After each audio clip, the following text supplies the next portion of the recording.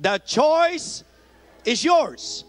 The choice is yours. Wala kang sisisihin sa mangyayari sa buhay mo because in reality, ikaw ang inilagay ng Diyos sa kalagayang magpapasya. Ikaw ay nilagay ng Diyos sa kalagayang pipili ka. The choice is yours.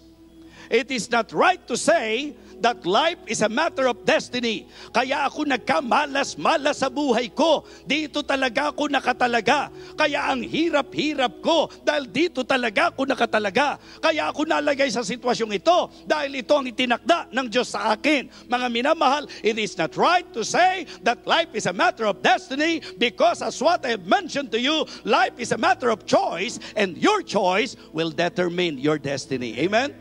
Ano yung paalala sa atin?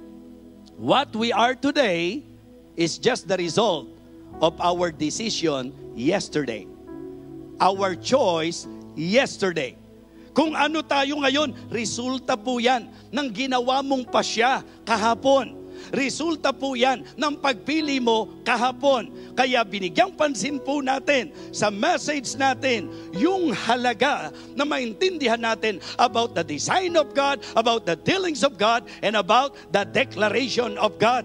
Diniklara ng Panginoon ang buhay na pagpapalain. Diniklara rin ng Panginoon ang buhay na susumpain.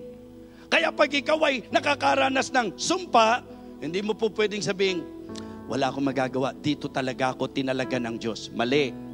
Resulta yan ng ginawa mong pagpapasya.